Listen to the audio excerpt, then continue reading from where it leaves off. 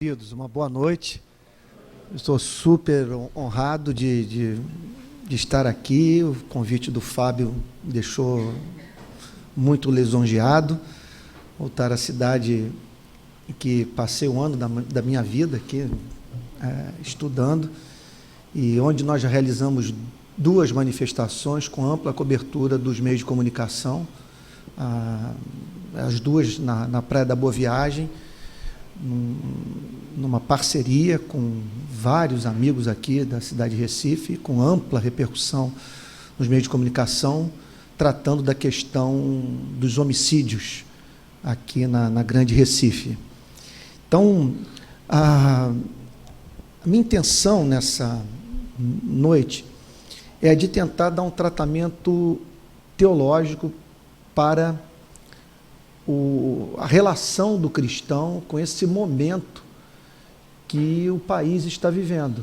Me parece que o que aconteceu em junho, confesso a vocês que eu não tenho medo de estar aqui hiperestimando o que houve naquele mês. Acho que trata-se de algo que nós podemos colocar em pé de igualdade com a independência do país, a proclamação da República, a Lei Áurea, as diretas já, porque depois de 25 anos de uma democracia... Opa! Chegou agora. Cheguei agora. Depois de 25 anos de uma democracia que conseguiu conviver pacificamente com a péssima qualidade dos serviços públicos, com 540 mil pessoas vivendo em regime de campo de concentração do sistema prisional, nesses últimos 10 anos, 500 mil de pessoas assassinadas no Brasil, o que não é problema do atual governo, é algo que vem se arrastando ao longo dos séculos. Então, quer dizer, depois de tudo isso que nós vivemos todos os dias, seja indo a um hospital público, uma escola pública, ou dirigindo o carro numa estrada esburacada, o povo decidiu ir para as ruas e cobrar dos que governam a 6ª ou 7ª economia do mundo, que está ali disputando o 6º lugar com a Inglaterra, quer dizer, respeito, e combate à desigualdade social, fim da corrupção, elevação da qualidade dos serviços públicos, todas as demandas justíssimas que levaram no Brasil inteiro milhares de pessoas às ruas. Agora, devem os cristãos estar envolvidos com essas manifestações. A base teológica para que um cristão proteste, vá para as ruas, pressione as autoridades públicas, isso não seria ir de encontro àquilo que a Bíblia parece profetizar sobre um mundo que caminha de mal a pior, que tende à entropia? Quer dizer, não seria negação da missão da igreja, que, acima de tudo, é pregar o Evangelho? Então, devemos estimular os nossos jovens a ir para as ruas, e não apenas os jovens, mas os demais membros, que devemos dizer para eles que é coisa do cristão se juntar àqueles que estão protestando quando não vem outra maneira, quer dizer, do governo atender às demandas da população. Então, eu gostaria de falar sobre isso, e com base num texto do apóstolo Paulo, que se encontra na primeira epístola a Timóteo, no capítulo 2, quando ele diz assim: antes de tudo, pois, exorto que se use a prática de súplicas, orações, intercessões e ações de graça em favor de todos os homens, em favor dos reis e de todos os que se acham investidos de autoridade, para que vivamos vida tranquila e mansa com toda piedade e respeito. Isto é bom e aceitável diante de Deus, nosso Salvador. Então é uma passagem muito interessante, porque ela está falando sobre a liturgia, o andamento do culto cristão. É uma diretriz dada pelo apóstolo Paulo para aquilo que os cristãos devem fazer quando estão reunidos para adorar a Deus. E o apóstolo Paulo diz: separem tempo durante o culto para a oração em favor do rei e das demais autoridades públicas. E aí, a afirmação chocante que vem em seguida, que vai de encontro ao nosso pessimismo histórico, a ideia de que não há esperança para esse mundo, uma vez que o apóstolo Paulo diz que essas orações, elas podem ser seguidas de ações de graças. John Stott, no seu comentário sobre essa passagem, ressalta esse ponto. Ele diz: olha, observe o que o texto diz. Você ora pelo rei, pelo que governa, pela autoridade máxima, bem como pelas demais autoridades públicas. A oração é ouvida por Deus, e Deus age na esfera pública, a fim de que aqueles que detêm o poder implementem medidas que vão beneficiar o todo da população e, de uma forma especial, a igreja. Então, uma passagem que eu diria o seguinte: repleta de otimismo político. É uma passagem que vai de encontro a esse pessimismo que impede milhares de cristãos de lutarem por uma democracia mais digna, mais justa, mais igualitária do ponto de vista da igualdade de oportunidade de vida para as pessoas. Então, é uma passagem que pode nos auxiliar em muito a lidar com essa dimensão da vida, que é a dimensão política. É sobre isso que eu gostaria de falar, mas me mantendo aferrado a esse texto.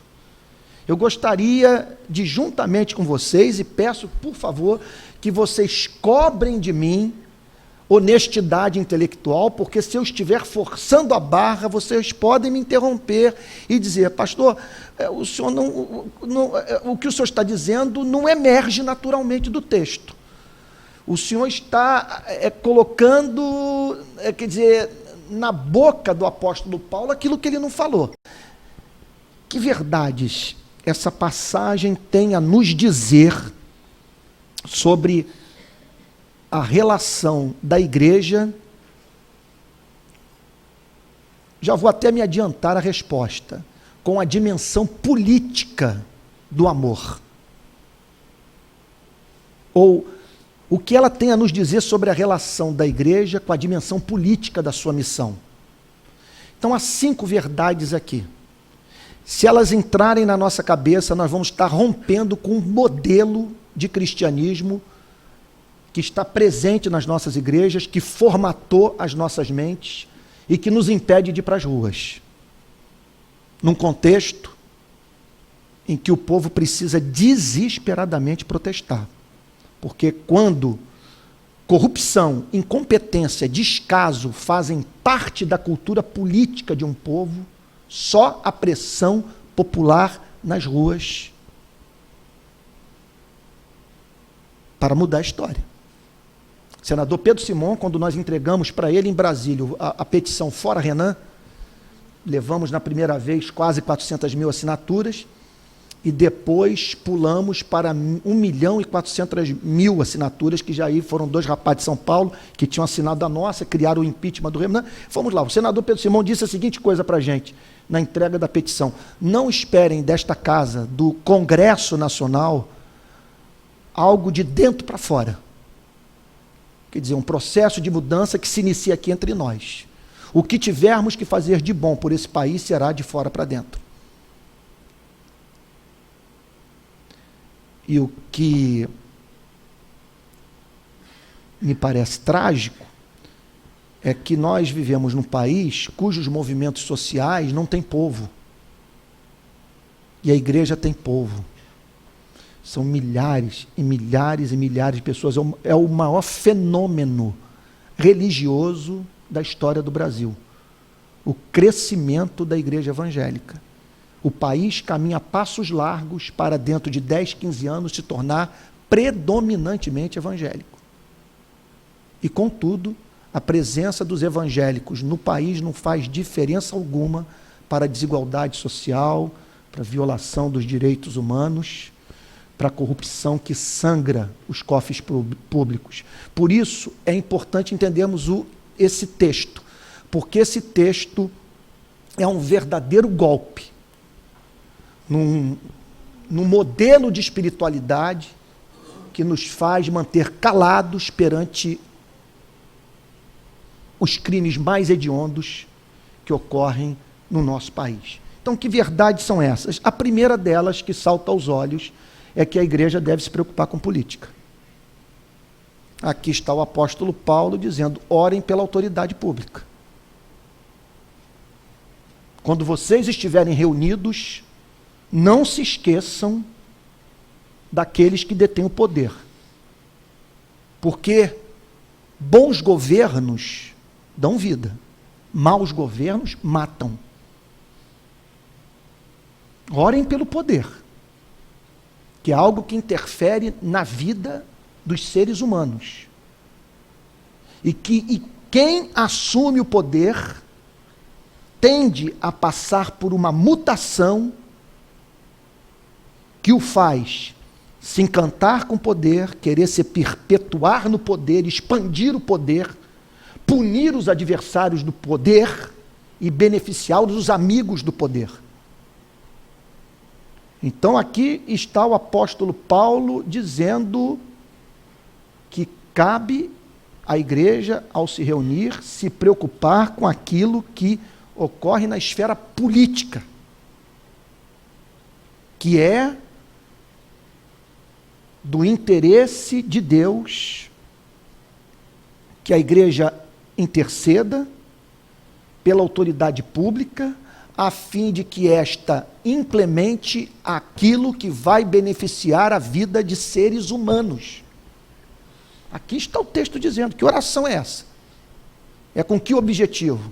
Uma oração fatalista em que você apenas reconhece a desgraça? O texto está dizendo: interceda com súplica. Apresente demandas específicas, decisões que estão para ser tomadas, políticas públicas que precisam ser implementadas. Intercedam pelo rei e pelas autoridades públicas. Então, essa é a primeira verdade que essa passagem nos ensina. Eu vou procurar ser bem breve, vou apenas lhes apresentar o esboço da mensagem, a fim de nós partirmos para aquele momento que eu acho que é o mais delicioso desses encontros, que é da interação, das perguntas honestas que são respondidas de modo honesto. Segunda verdade que essa passagem nos ensina: que a igreja deve contar com o concurso da graça comum de Deus na esfera política. Porque o texto está falando claramente de uma graça que age na vida como um todo, para além daquela que opera na igreja, que transforma vidas, que gera fé, que ilumina a mente, que consola os corações, sabe? É uma graça que atua na sociedade a fim de que este mundo não seja tão perverso quanto pode ser. Então aqui o texto é muito claro em falar de algo que ocorre na esfera pública e que é fruto da ação de Deus visando o bem-estar do homem. Terceira verdade que essa passagem nos ensina com muita clareza: que a autoridade pública que não professa a fé em Cristo pode ser usada por Deus para a realização daquilo que é bom e justo. Porque quando o apóstolo Paulo fala sobre orar pelo rei e pelos que se acham investidos de autoridade, ele o faz num contexto que o imperador era Nero. Então aqui, quer dizer, o apóstolo Paulo nos apresenta, portanto, consequentemente, um profundo otimismo histórico. Que Deus pode até mesmo agir através da autoridade pública pagã, ou agnóstica, o que for, a fim de que sua vontade se cumpra. Isso tem consequências profundíssimas para a vida da igreja. Eu me lembro que quando nós levamos aquelas vassouras para Brasília, um músico evangélico conhecido, que me parece gente boa,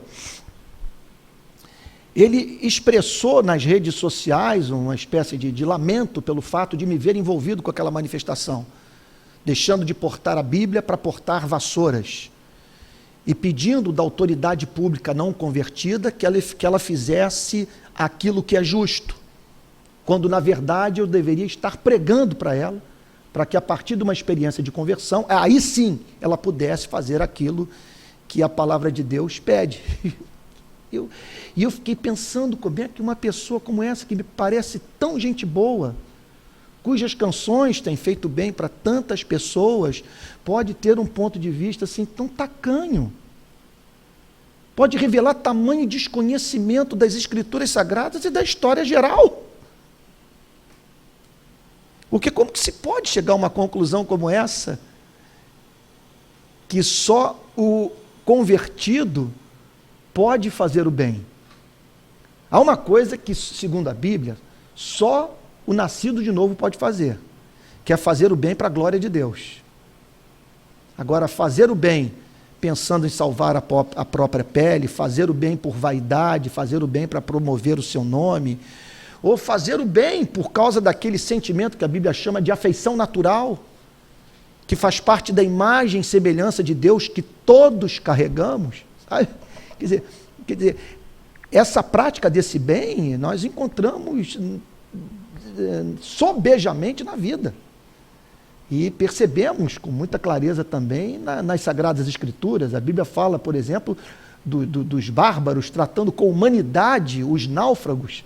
E são tantas, a Bíblia chama Ciro de o meu servo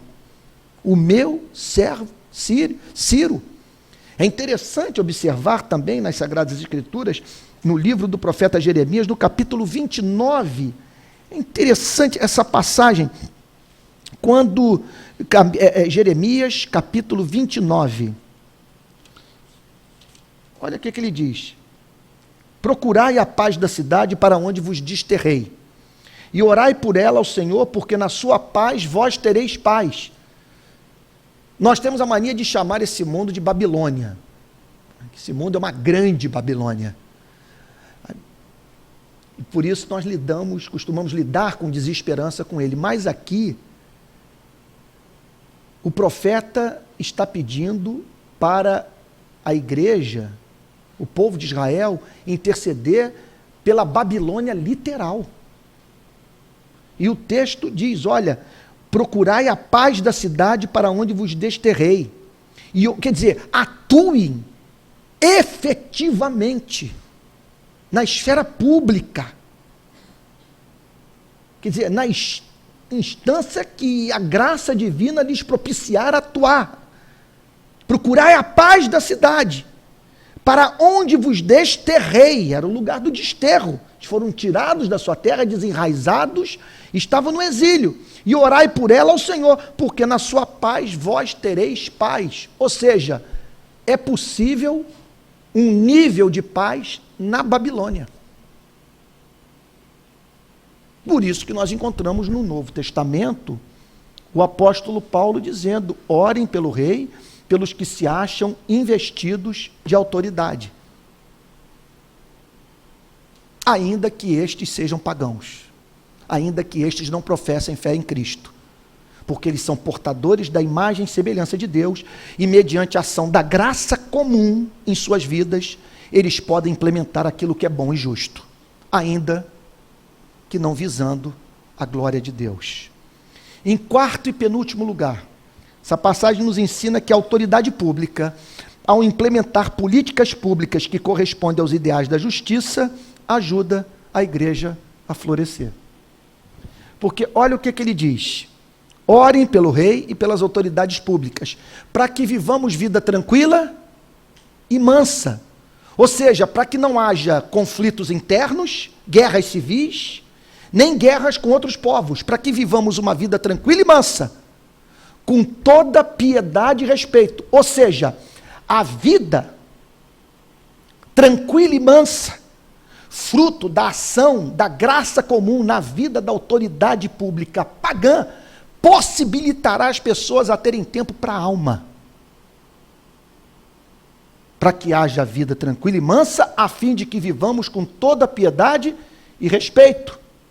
A fim de que piedade, que é uma vida de comunhão com Deus, de adoração a Deus, de culto a Deus, e respeito, que nada mais é do que sinônimo de santidade de vida. Com isso, a bomba atômica. Eu diria, não estou querendo aqui ser bombástico, dramático, exagerado, não acredito que estou superestimando o ponto do ponto de vista daquilo que ele pode representar para nós, com a cabeça tão formatada por uma visão sobre esse tema tão alheia às Sagradas Escrituras. Quer dizer, é algo que pode vir em nosso socorro e mudar toda uma forma de ver a relação da igreja com o Estado. Porque o que o apóstolo Paulo está dizendo aqui é o seguinte: não tente divorciar a vida da igreja da vida do Estado. Se as coisas não funcionarem bem com o Estado, isso se refletirá na igreja. Para que vivamos vida tranquila e mansa, com toda a piedade e respeito. Se a vida não for tranquila e mansa, se você tiver que trabalhar empunhando arma, se sua propriedade estiver sendo invadida, usando uma linguagem de Hobbes, se for a guerra de todos contra todos, você não vai ter tempo para orar, você não vai ter tempo para pensar, você não vai ter tempo para a sua alma, não vai ter tempo para o culto a Deus. Então aqui está o apóstolo Paulo dizendo, para que vivamos uma vida tranquila e mansa, com toda piedade e respeito. E aí então, isso nos leva para o quinto e último ponto, que apresenta o sentido bíblico de boa política. Qual é a boa política? Pelo que nós devemos lutar. Boa política é aquela que permite a paz, criando o ambiente que possibilita a vida humana alcançar o propósito de Deus na criação. Qual é a boa política? A boa política é aquela que me permite ter tempo para a alma. Boa política é aquela que me livra da exaustão de ter que correr atrás do pão, do cansaço de ter que defender a minha propriedade e os meus,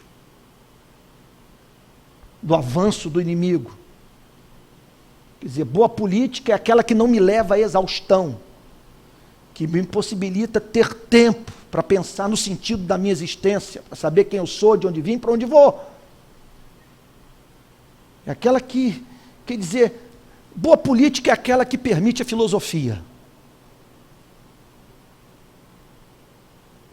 Boa política é aquela que permite o homem, então, entrar em comunhão com Deus, que viabiliza a vida de santidade. Então, 5 verdades aqui, que me parece que emergem naturalmente do texto. Aqui está o apóstolo Paulo dizendo, antes de tudo, pois, exorta. Antes de tudo, é uma declaração solene. É como se ele dissesse, não brinquem com isso, levem isso a sério. Isto é algo que deve estar presente, especialmente nos momentos de adoração a Deus. Antes de tudo, pois, exorto que se use a prática de súplicas, orações, intercessões e ações de graças em favor de todos os homens, em favor dos reis e de todos os que se acham investidos de autoridade, para que vivamos vida tranquila e mansa, com toda piedade e respeito. Isto é bom e aceitável diante de Deus, nosso Salvador. Então, 5 verdades.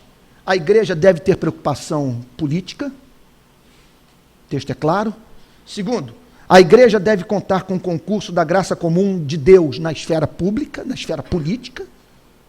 Terceira verdade, a autoridade pública que não professa fé em Cristo pode ser usada por Deus para a realização do que é bom e justo. Quarta verdade, a autoridade pública, ao implementar políticas públicas que correspondem aos ideais da justiça, ajuda a igreja a florescer. Se as coisas forem bem com o Estado, a igreja será positivamente enriquecida, abençoada. E por fim, boa política. Essa é a meta da administração pública. É aquela que permite a paz, criando um ambiente que possibilita a vida humana alcançar o propósito da criação. Qual é o propósito da criação? Vida de piedade e respeito. Amor a Deus e semelhança de caráter a Deus. E o apóstolo Paulo aqui diz que para tal será bastante útil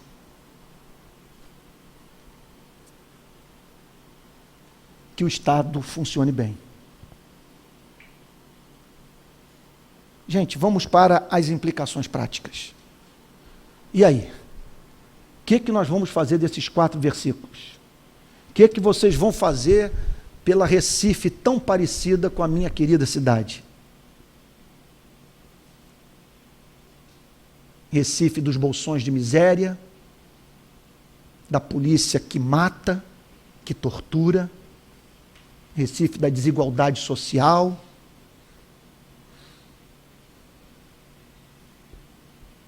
da cidade partida que também existe aqui na Grande Recife, dessa relação explosiva de sociedade de consumo, mais desigualdade social, numa cidade onde os desiguais vivem lado a lado, com poder público corrupto e uma polícia violenta.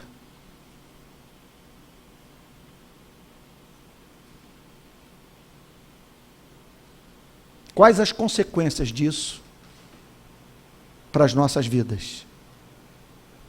Primeira delas, faz parte da essência da ética cristã a igreja ter preocupação política. Isso tem que entrar na nossa cabeça. Há uma dimensão política no amor. E se nós queremos transcender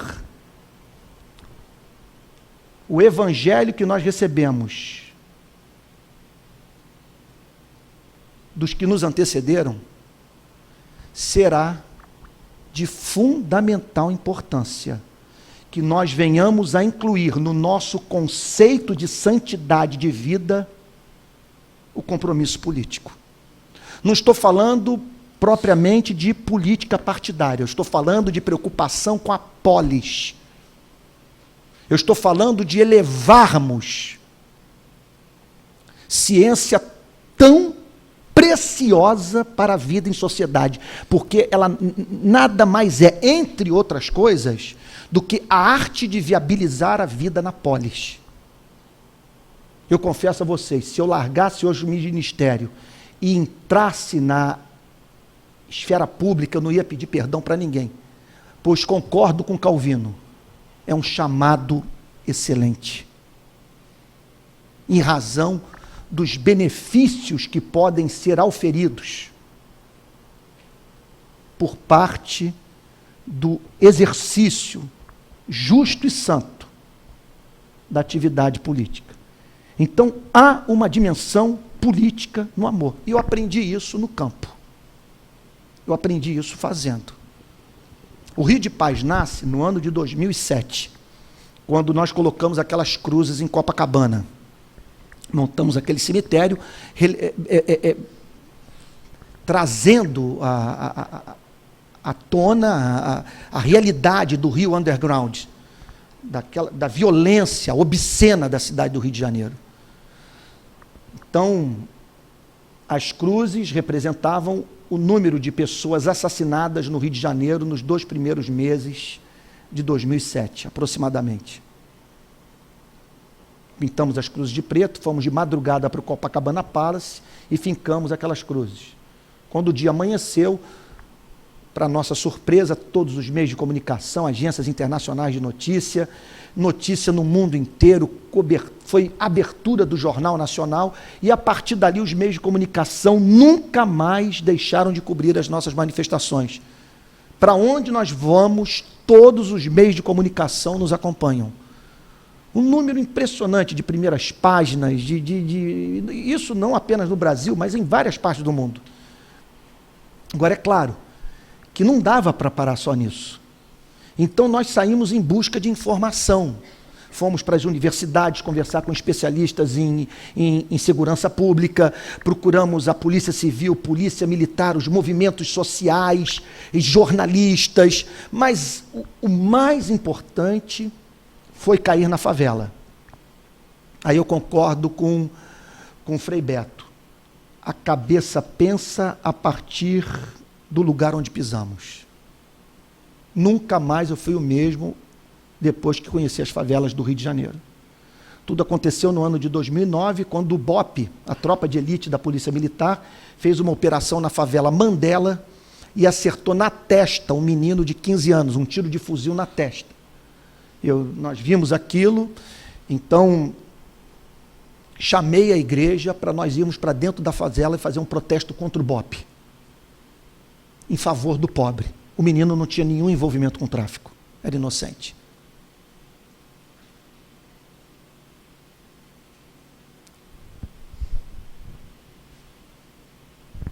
Aconteceu dos meios de comunicação todos nos acompanharem,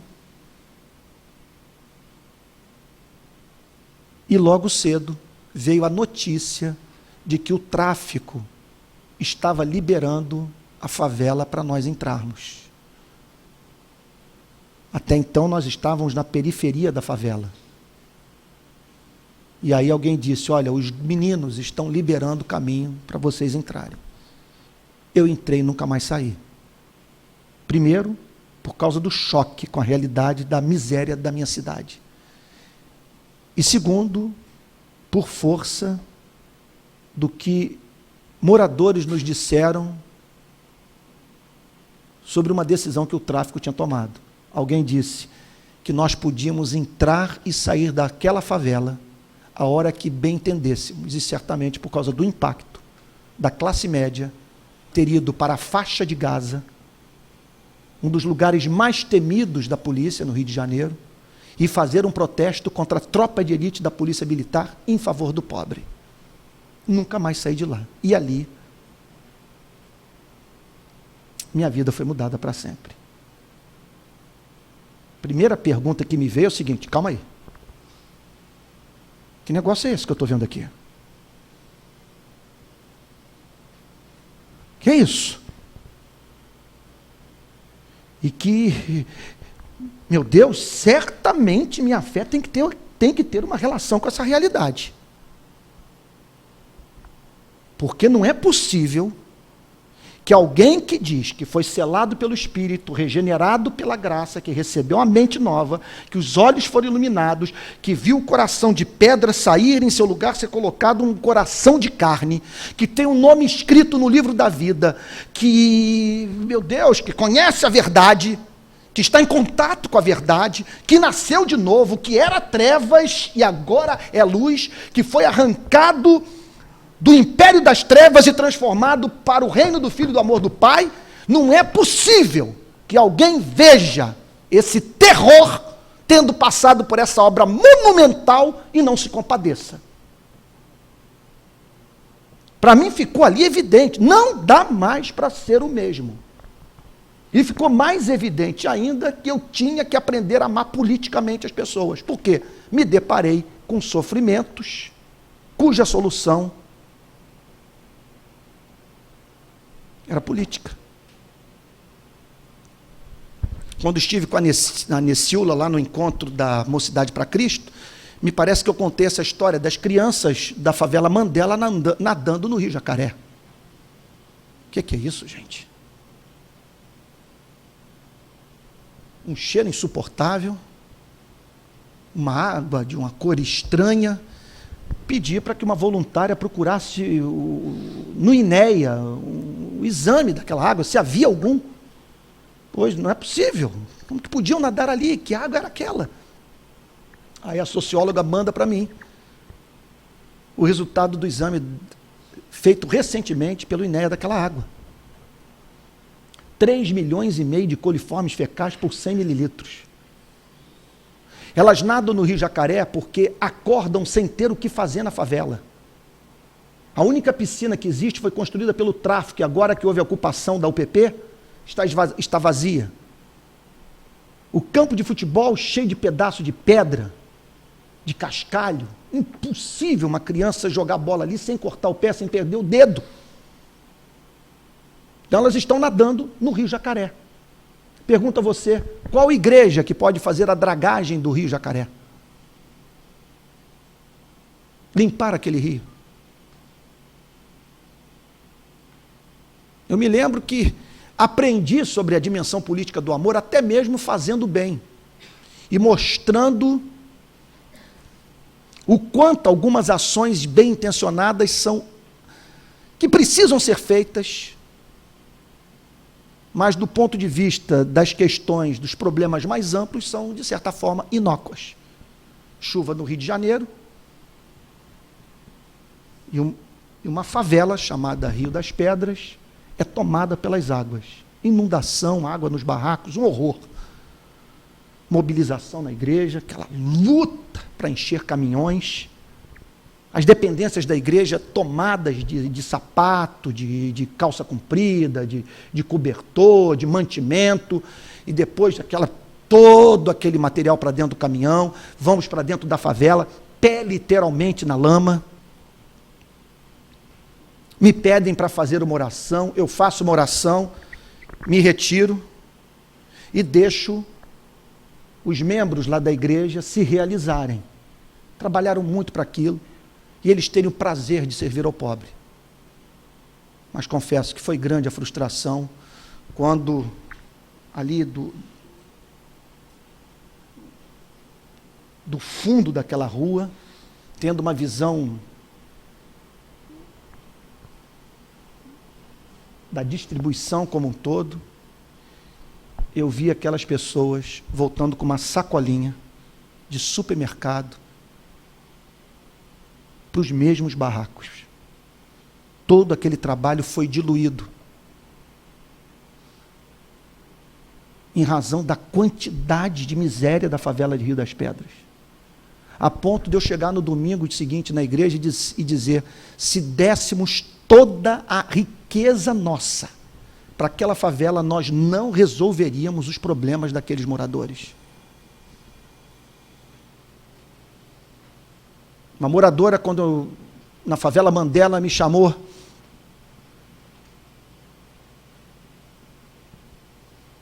e disse, pastor, eles entram aqui, eles batem nas pessoas, eles torturam. Outro dia, um veio aqui, tirou o menino de dentro da viatura, executou na minha calçada com um tiro na cabeça. Eu tive, pastor, que lavar a calçada todinha. Os meninos, outro dia, me pegaram na favela e disseram, tio, peça para eles pararem de bater na nossa cara. Eles entram nas casas, abrem as gavetas, jogam as roupas no chão, se virem R$30 na cômoda, pegam.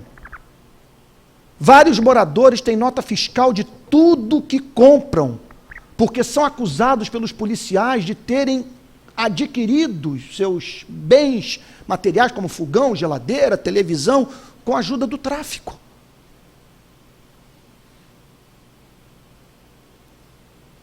E aí, vamos para a favela servir de escudo humano? Vamos ficar de plantão lá a madrugada inteira?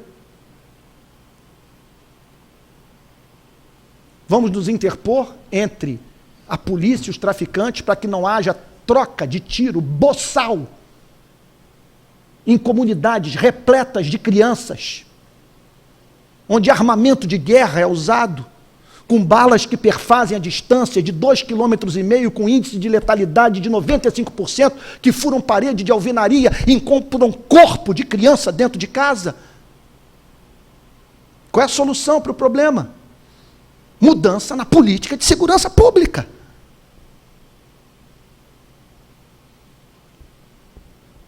Não tem saída. É como alguém já disse, os cristãos têm que decidir se preferem ser bons escravocratas ou lutarem pelo fim da escravidão. Século XVIII, século XIX, havia pastores que diziam para os membros das suas igrejas, olha, a nós nos cabe tratar bem os nossos escravos. O irmão John, eu soube que o irmão essa semana deu um soco na boca do seu escravo e que ele perdeu os dentes da frente. Calma aí, gente. Somos cristãos, temos que tratar bem os nossos escravos. Eles não podem trabalhar até tombar, a senzala, sabe? Precisa lhes propiciar um mínimo de dignidade, de vida. Mas houve um homem na Inglaterra que pensava de modo diferente. Ele diz o seguinte, esse amor é um amor cretino. Não quero ser amado dessa maneira nunca.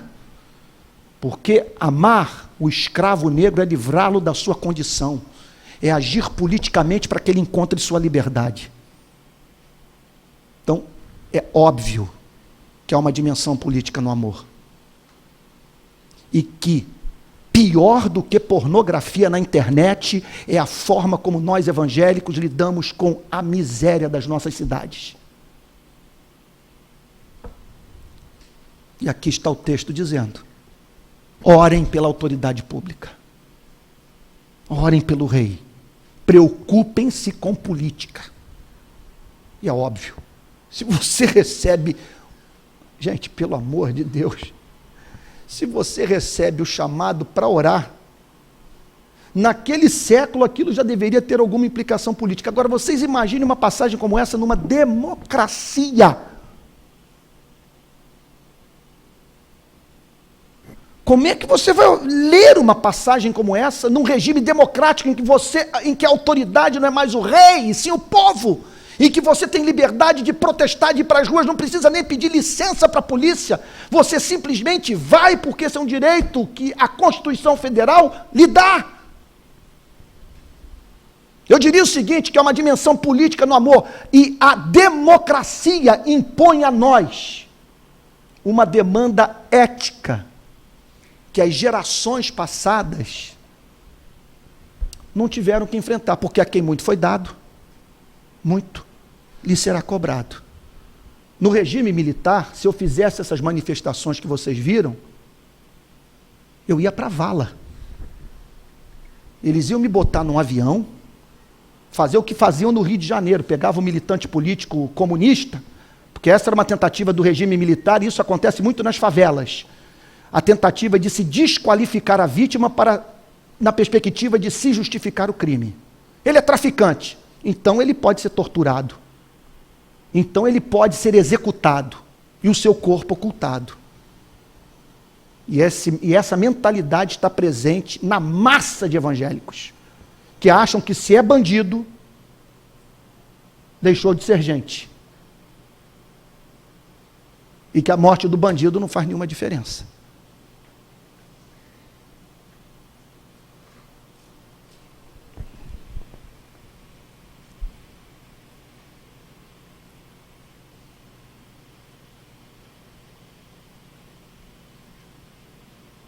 É o que estão fazendo hoje lá no Rio com o Amarildo. Eles plantaram a notícia que o Amarildo é bandido. Só que eu estou lá na casa do Amarildo, subindo e descendo a favela da Rocinha, conversando com todos os parentes.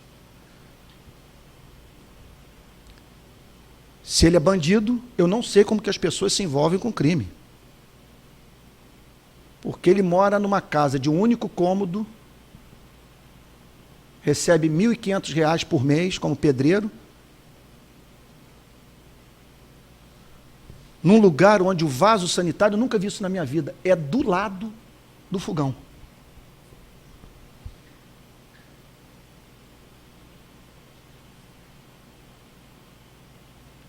Então, uma dimensão política no amor. E só o evangelho formatado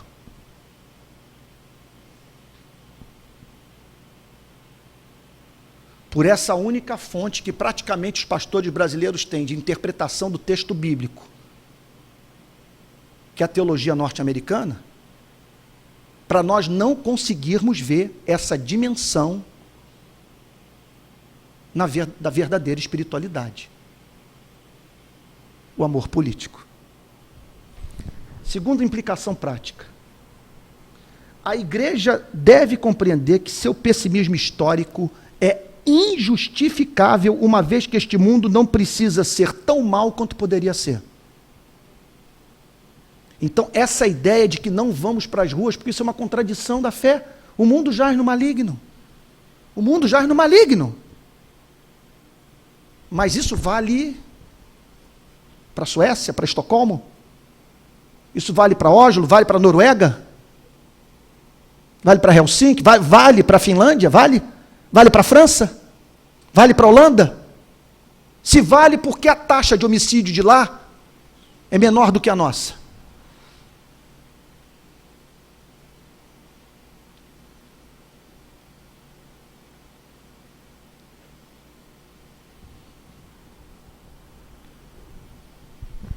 Então, aqui está o texto dizendo, com ações de graça.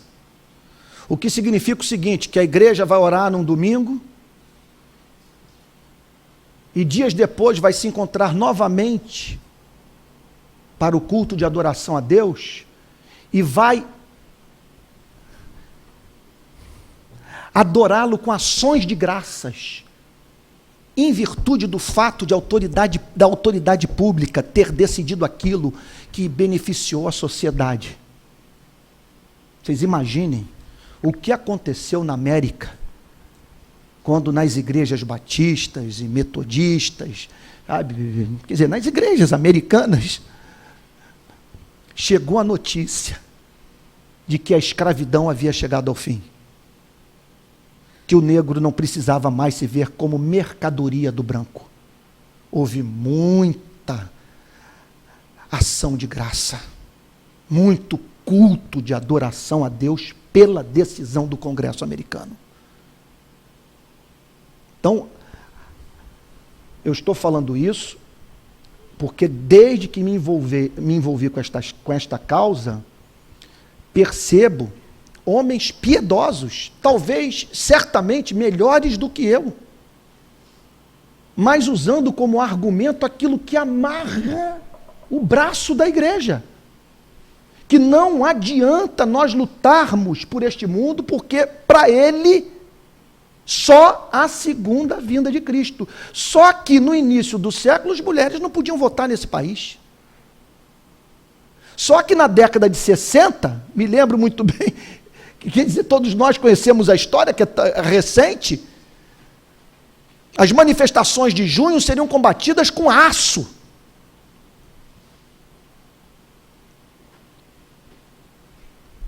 Então nós poderíamos apresentar inúmeros exemplos históricos que mostram que o mundo de hoje é significativamente melhor do que o mundo em que os nossos pais viveram. Com ações de graças.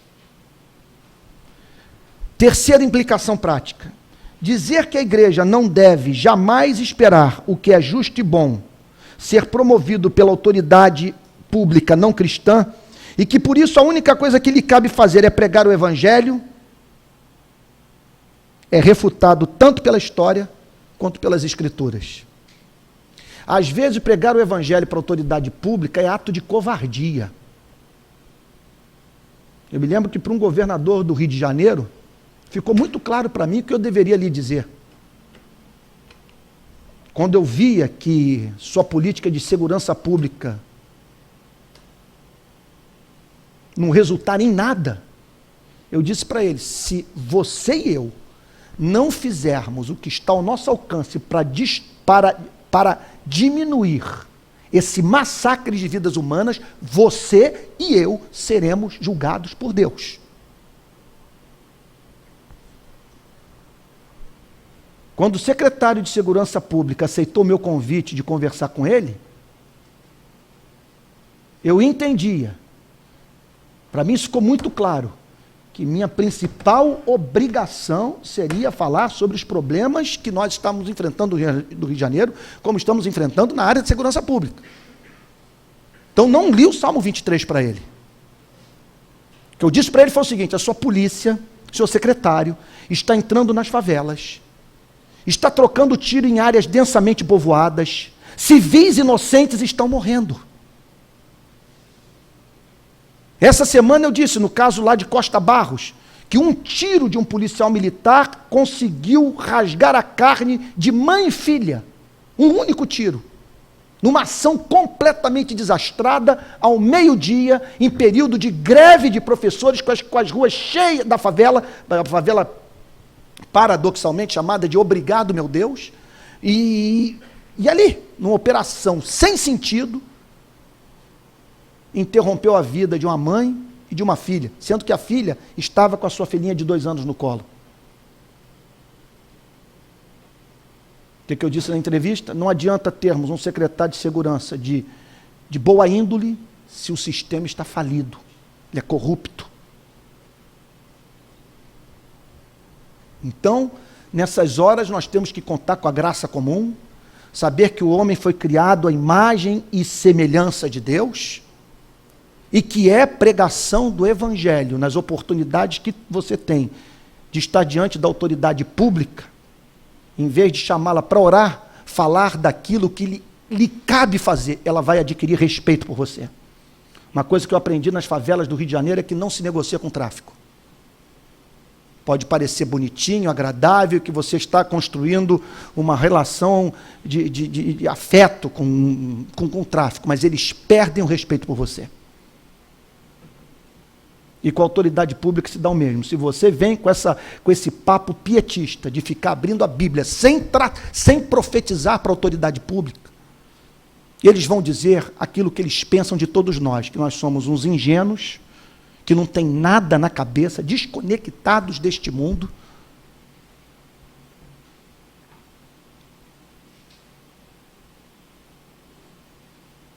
Com a cabeça no céu, deixando o pau quebrar aqui na terra. Quarta implicação prática. É contrassenso a igreja separar o seu bem-estar da realidade política.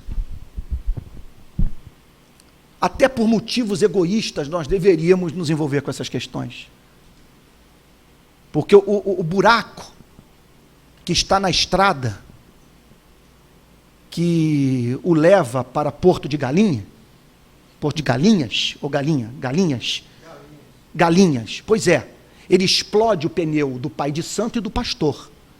E o filho do pai de santo pode parar na cadeira de rodas tanto quanto o filho do pastor.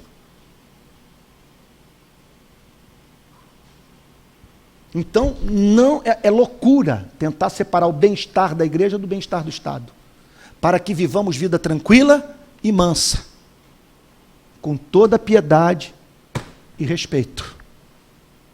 E em último lugar, pelo que lutar? Quando a igreja aspira a mudanças políticas, ela deve procurar saber com clareza, à luz das Escrituras, pelo que deve lutar. E eu vou lhes dizer com sinceridade o que eu tenho dito por aí. Outro dia, uma moça, uma repórter do Correio Brasiliense, na manifestação em Brasília, me perguntou: mas o que o senhor quer com essa manifestação? Onde o senhor quer chegar? Disse para ela: olha, que eu gostaria que as pessoas tivessem tempo para fazer amor. As pessoas tivessem tempo para transar, tempo para pensar, tempo para ler, tempo para poesia, tempo para ascenderem pessoalmente, para lerem bons livros, para aprenderem um idioma, para praticarem um hobby, para irem à praia, terem contato com a natureza. Porque hoje a nossa economia é mantida por mão de obra escrava velada. Eu tenho feito essa pergunta no Brasil inteiro. Em geral, eu faço essas perguntas quando ando por aí, as pessoas me respondem. Mais ou menos o seguinte: meu amigo, eu faço parte de um movimento social no Rio de Janeiro e me preocupa muito a situação do trabalhador. Vou te fazer umas perguntas. Se você não quiser responder, não tem problema. Mas se você puder responder, vai me ajudar um bocado a entender um pouquinho melhor o meu país. Você topa? Em geral, 99% das pessoas dizem, não, ok. Me diga o seguinte, quantas horas você trabalha por dia? Eu já ouvi 8, 10, 12. Quantas horas você passa por dia no trânsito? Já ouvi gente dizer que passa 4 horas, 2 para ir, 2 para voltar. Quantas vezes você trabalha por semana? 6 vezes por semana. Tem uma folga. Você tem assistência médica? A maioria diz não. Tem transporte? Tem, é descontado o salário. Quanto você ganha? Salário mínimo. Essa pessoa não vive. E a realidade socialmente construída, ela é tão diabólica, que quando a pessoa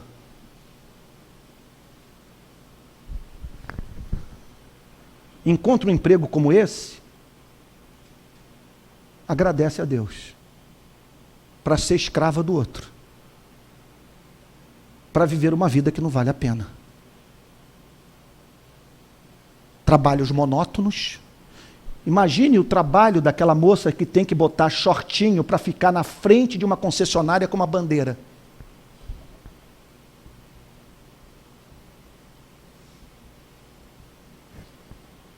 Foram criados à imagem e semelhança de Deus,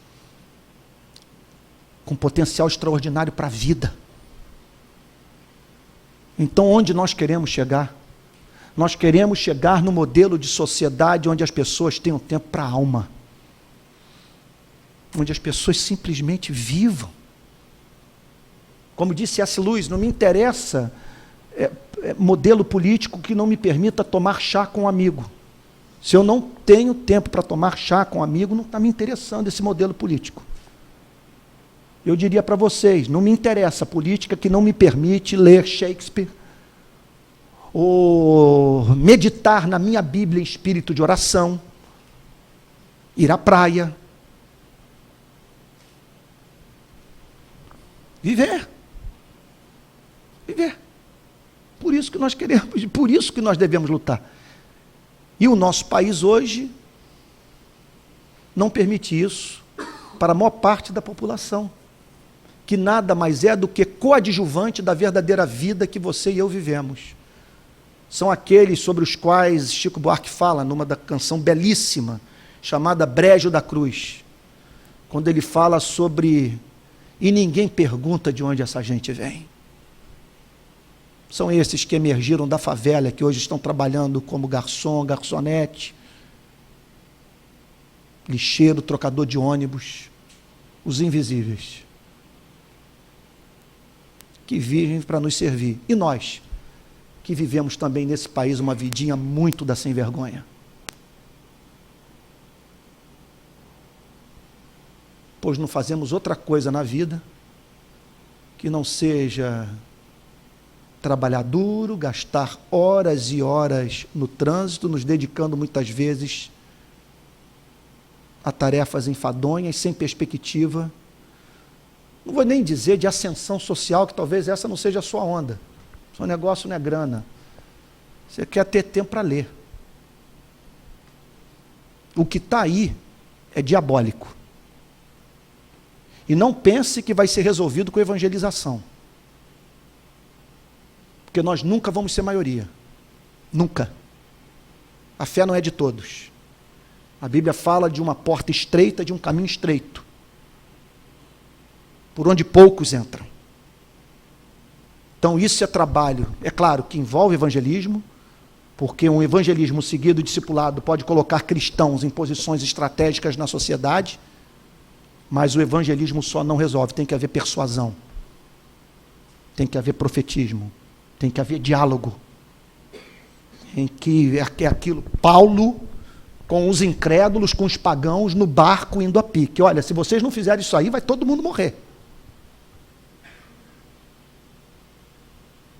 Então é isso, é pressão. E nesse sentido eu concluo minha mensagem afirmando que não ir para as ruas, nesse momento da nossa história, é pecado. o sistema ele não será curado por si mesmo. O que está aí não muda sem pressão que faça político dormir com fralda geriátrica, apavorado de medo, porque é uma raça de canalhas, indiferentes à desgraça humana, que vão para a favela somente em período de eleição. E olha, eu vou lhe dizer, depois que eu conheci as favelas do Rio de Janeiro e o sertão da Paraíba, eu perdi completamente o respeito pela autoridade pública. Quem conhece essa desgraça e não se compadece, e constrói o estádio que vocês deixaram construir aqui em Recife, e que nós deixamos ser construído no Rio de Janeiro, não é digno do nosso respeito. E nós temos povo. Somos milhares e nos reunimos todo domingo. A linguagem, a comunicação entre nós é rápida. E nós podemos redigir petições. E nós podemos ir para a porta do palácio. E nós podemos ir com abaixo-assinado, com milhares de assinaturas. E a voz vai ser a mais doce, com o prefeito, com o governador. Mas com um porrete desse tamanho nas mãos. Dizendo, senhor governador, nós estamos preocupados com aquela favela. E diga o nome de uma aí, muito carente em Recife. Coelhos, nós estamos muito preocupados. Poxa, senhor governador, o senhor sabe, né? É muita gente conosco. São muitas igrejas. Olha aí, são milhares de pessoas. O pessoal não vai gostar não, senhor governador. Vai ficar mal, a notícia vai se espalhar. Nós vamos botar na internet, né? Alternativa, Twitter. Sabe? Chega esse negócio da igreja querer cumprir o papel do Estado. Não tem recurso, não tem dinheiro, não tem expertise, não tem autoridade, não tem nada. Nosso trabalho, é claro, sempre vamos precisar fazer as obras de filantropia. Temos que nos envolver também com obras de desenvolvimento humano. Mas temos que botar o Estado para trabalhar. O Estado tem recurso para isso. Que Deus nos abençoe, para que possamos apresentar para a próxima geração uma igreja melhor do que a que recebemos e, consequentemente, um Brasil mais justo.